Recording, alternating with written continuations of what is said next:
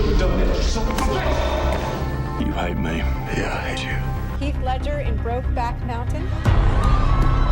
Congratulations. Everything you could do wrong, he kind of embraced it. Lots of questions this morning surrounding the death of actor Heath Ledger.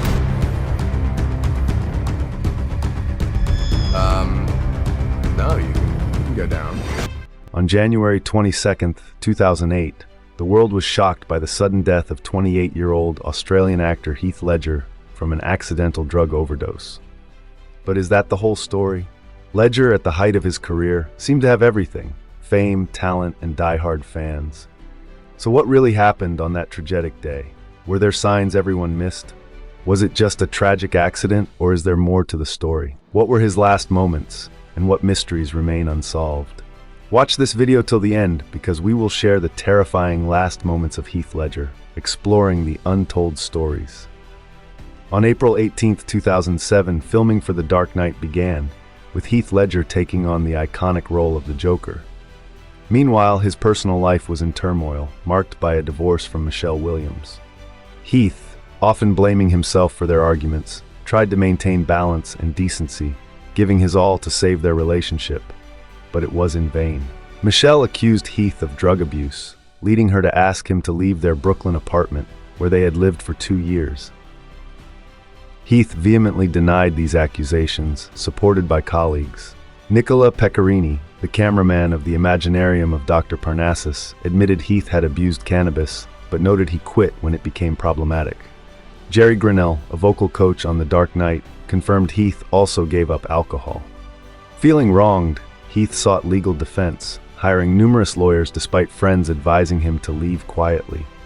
The constant battles, especially over his daughter Matilda, deeply troubled and exhausted him. Ledger sought custody of his daughter, but the court awarded it to her mother. This decision enraged him, and he emotionally refused to pay alimony, resulting in more legal battles. When questioned about the custody dispute, Ledger's lawyer declined to comment. Michelle's claims about Heath's drug use remain unproven. What is known is that Heath struggled with insomnia and took medication for it. His sleep issues worsened during the intense filming of The Dark Knight, his most demanding role. Preparing for the Joker, Heath often slept only 2 hours a night. He isolated himself in his hotel room for weeks, immersing himself in Joker comics and creating a diary from the character's perspective. Finding the Joker's unique voice and laugh was crucial to him. He eventually developed the character's distinct voice, but it dried out his mouth, leading to the Joker's iconic lip-licking gesture. Ledger immersed himself in the mind of a psychopath, embodying a character devoid of conscience. He described his Joker as an absolute sociopath, a cold-blooded, mass-murdering clown. Contrary to assumptions, the role didn't depress him. Instead, it left him with an overflow of energy. Physically drained, his mind remained hyperactive, leading to relentless insomnia. To combat his sleeplessness, Ledger took 2 sleeping pills, finding one insufficient. His battle with stress and exhaustion had previously driven him to smoke cannabis heavily, but he eventually turned to pills. Mixing sedatives with sleeping aids, he gradually increased his dosage. This dangerous escalation led to acute intoxication from multiple drugs, officially ruled an accidental overdose. The report concluded the manner of death was an accident resulting from the abuse of prescription medications. While these drugs can treat various conditions, most American doctors are cautious about prescribing such combinations to a single patient. But here's the question: how and where did Ledger get the pills?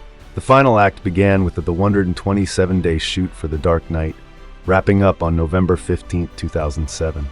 By December, Heath had started his next project, The Imaginarium of Dr. Parnassus, filmed in London at Bounds Green, Potter's Field, and the abandoned Battersea Power Station. On the night of December 17th, the crew filmed a hanging scene on Blackfriars Bridge for 3 grueling hours in a mix of snow and rain. The harsh weather took its toll, and many crew members fell ill, requesting sick leave. Heath, however, kept working while on antibiotics, which seemed ineffective. His respiratory issues worsened, developing into pneumonia. The relentless schedule continued until December 20th. Heath then took the weekend off to visit his family in Australia for Christmas. After the holiday, he returned to London with the crew. On January 18th, Heath filmed his last scene. He planned to spend the weekend at his New York flat before heading to Vancouver after a week-long break for the second phase of filming. Before heading to New York, Heath was still battling illness. He confided in his co-star Christopher Plummer about his insomnia and reliance on sleeping pills. Plummer recalled Heath frequently saying, "Damn, I can't sleep." On January 19th, Ledger returned home, and tragically he passed away 3 days later on January 22nd. Accident, murder, or suicide? Ledger had a massage appointment at 3 p.m. that day. Earlier, his housekeeper, Teresa Solomon, heard him snoring and his bed creaking. When masseuse Diana Wolozin arrived, she found Heath lying face down on his pillow, seemingly asleep. She set up her workspace, but when she tried to wake him, he didn't respond. Instead of immediately calling 911, Wolozin phoned actress Mary-Kate Olsen, a close friend of Heath's who was on his speed dial. Wolozin called Olsen 3 times within 9 minutes. Although Olsen was in Los Angeles, she quickly dispatched her private bodyguard in New York to Heath's apartment. Only after calling Olsen did Wolozin contact paramedics. It was her 4th call in quick succession. At 3:26 p.m., less than 15 minutes after discovering Ledger, and only minutes after her first call to Olsen, Wolozin informed 911 that Mr. Ledger was not breathing. Following the operator's instructions, she attempted CPR, but it was unsuccessful. Paramedics arrived 7 minutes later at 3:33 p.m., almost simultaneously with Olsen's call to her private security guard. Despite their efforts, they couldn't revive Ledger, and he was pronounced dead at 3:36 p.m. His body was then removed from the apartment. On February 7th, the autopsy results were released. The doctors did not specify the exact combination of drugs or the precise time of death. However, sources like the Associated Press reported that police estimated Ledger's death occurred between 1 p.m. and 2:45 p.m. on January 22, 2008. Authorities investigated to determine how Ledger obtained multiple powerful drugs simultaneously. Initial suspicions focused on Mary-Kate Olsen, but how did she become part of Heath's life? After his divorce from Michelle, Ledger had no serious relationships, though he and Olsen had a noticeable connection. They had been casually seeing each other for 3 months before his death, sharing morning coffee and light conversations. Their relationship was more about partying and shared recreational interests than any deep commitment. On August 4, 2008, Olsen's attorney, Michael Miller, issued a statement denying that she had supplied Ledger with the sleeping pills that led to his death. By the end of February 2008, the investigation cleared 2 American doctors in Los Angeles and Houston of any wrongdoing. Authorities concluded that these doctors had prescribed Ledger medications, but not the ones that led to his death. As for Mary-Kate Olsen, further media speculation prompted the U.S. Attorney's Office in Manhattan to review the case. On August 6, 2008, they closed the investigation without charging Olsen, stating they do not believe there is a viable target. How Ledger obtained the oxycodone and hydrocodone that caused his fatal overdose remains a mystery. What unfolded after Heath Ledger's untimely passing? The Dark Knight premiered on July 14th, with Ledger's portrayal of the Joker receiving universal acclaim. His tragic death cast a somber shadow over the role, making it both eagerly anticipated and heart-wrenching to watch. Ledger was honored with numerous accolades, including nominations for 2 People's Choice Awards. A few months later, he was also nominated for a Golden Globe for Best Supporting Actor. In a twist of fate, the most prestigious recognition came on the anniversary of his death. On January 22, 2009, Ledger was posthumously awarded the Academy Award for Best Supporting Actor, becoming only the 2nd actor to achieve this honor after death.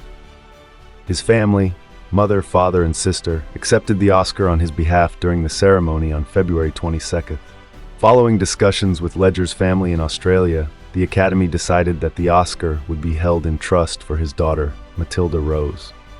Ledger also left behind a will, but it was dated 2003, before he had met Michelle or fathered Matilda. As a result, the will did not account for them, leaving them out of his financial inheritance. In October 2008, Forbes estimated Ledger's annual earnings from October 2007 to October 2008, which included his posthumous share of The Dark Knight's earnings, at $20 million. What do you think about Heath Ledger's final moments?